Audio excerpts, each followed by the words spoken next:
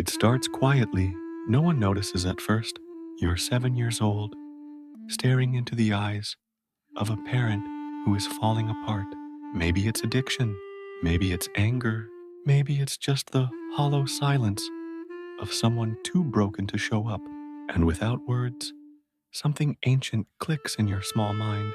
If I don't hold everything together, no one will. This is how a child disappears.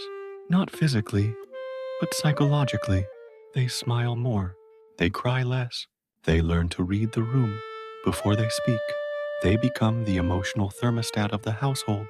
They become small adults long before their minds are ready, and the world praises them for it. You're so mature. You're so responsible. You're so strong. But no one ever stops to ask, at what cost? This is the invisible grief of those who grew up too fast. And today, we're going deep inside the psychology of that child, because the effects don't vanish with age. They shape you. They follow you into relationships, careers, your sense of worth. And if you don't understand what happened, you'll spend your adult life repeating the survival patterns that once saved you, but are now slowly killing you. Let's start with what's really happening developmentally. When children are forced to emotionally support adults instead of the other way around, psychologists call this parentification. It's when a child becomes the caregiver, the peacekeeper, the therapist, the protector. This isn't just unhealthy, it rewires the brain. Because when a child is consistently put in charge of emotional regulation, either their own or others, it creates something called hypervigilance. You're always scanning for danger. You walk on eggshells. You learn that love is a transaction. You give peace, and maybe they'll give you safety. You learn that your needs are dangerous, and theirs are urgent. So you disappear, not physically, but emotionally. And in your place grows a version of you that performs well. You become the good child, the quiet achiever, the therapist friend, the one who never asks for anything. And you wear that identity so convincingly that even you forget it's a mask. But deep down, something hurts, something aches, because the inner child you buried didn't die. They're still in there, screaming silently. Why didn't anyone protect me? As you grow older, the symptoms become more complex. You might become hyper-independent, refusing help, pushing people away, never feeling truly safe in love. You might feel numb during happy moments because joy feels unfamiliar, unearned, even dangerous. You might struggle to rest because productivity is the only way you've ever felt worthy. And worst of all, you might not even realize you're still stuck in survival mode, because when dysfunction is normalized early, your nervous system accepts chaos as baseline. Stillness feels wrong. Peace feels suspicious. Love feels like a debt you'll have to repay. This is the psychology of a child forced to grow up too fast. It's not just sadness, it's a complex trauma that reshapes how you view the world, and more importantly, yourself. Now you may ask, why would any child willingly take on that role? Because children will do anything for attachment, even abandon themselves. The choice is never conscious. It's biological. In the absence of safety, the child sacrifices authenticity for belonging. That's not weakness. That's intelligence. That's instinct. But the tragedy is this. What saved you then imprisons you now.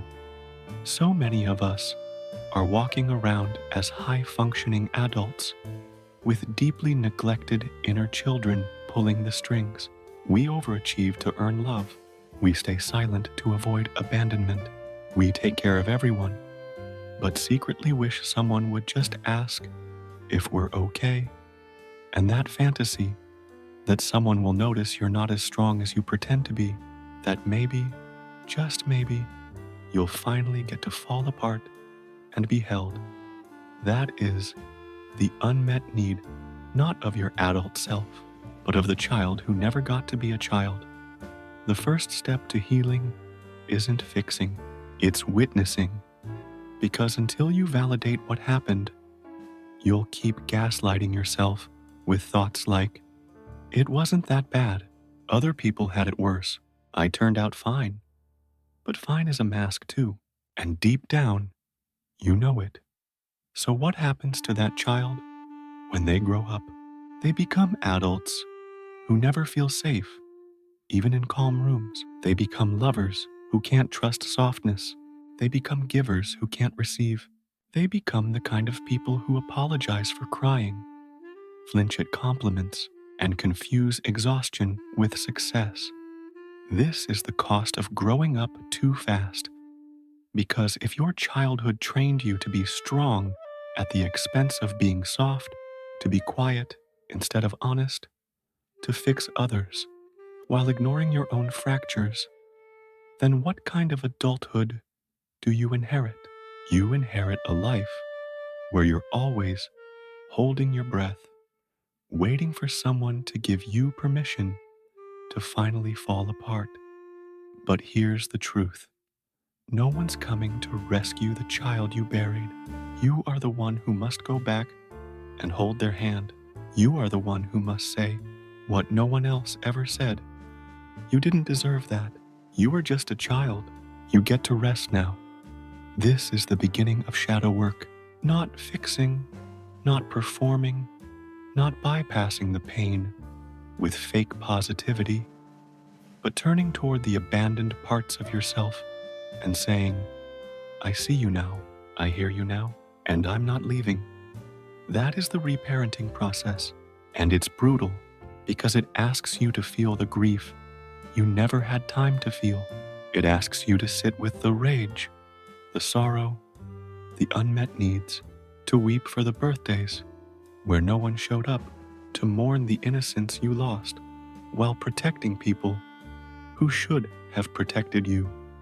But that grief, it's not weakness, it's proof that you're healing, because what was once frozen is finally thawing. Now let's talk about how this survival pattern shows up in adulthood. Subtly, tragically, and often invisibly. You might become a therapist in all your friendships, but never let anyone truly see you. You might be praised for your independence, when deep down you're terrified of being a burden. You might be in relationships where you overfunction, always fixing, managing, over-explaining, and wondering why you feel resentful. You might struggle with boundaries because saying no still feels like betrayal. These are not personality traits. They are coping strategies, learned, conditioned, and the good news, unlearnable, but only when you stop idolizing your strength and start honoring your wounds. One of the most powerful things you can do is ask your inner child, what did I need back then that I never got? You may hear answers like, I needed someone to tell me it wasn't my fault. I needed someone to ask how I was doing. I needed to play, rest, and laugh without fear. And slowly, very slowly, you begin to give those things to yourself, not to fix your past, but to stop reliving it. This is how you stop seeking parents in your partners. This is how you stop mistaking anxiety for intuition. This is how you stop running from the child you were and the self you're becoming. Carl Jung once said, there is no coming to consciousness without pain. People will do anything, no matter how absurd, to avoid facing their own soul. But shadow work demands that we face it, all of it. The neglected, the ashamed, the scared, the angry. Because healing isn't about becoming someone new. It's about remembering who you were before the world told you who to be. So, if you're someone who grew up too fast, know this. Your maturity was never the problem. The problem was that you had no choice. But now you do. You can choose softness. You can choose to rest. You can choose to stop managing everyone else's emotions and start honoring your own. And no, it won't happen overnight. There will be days you feel like a child again. Good. That's the point. Let that child come home. Let them cry. Let them play. Let them finally be seen. Because you're not broken. You're becoming whole.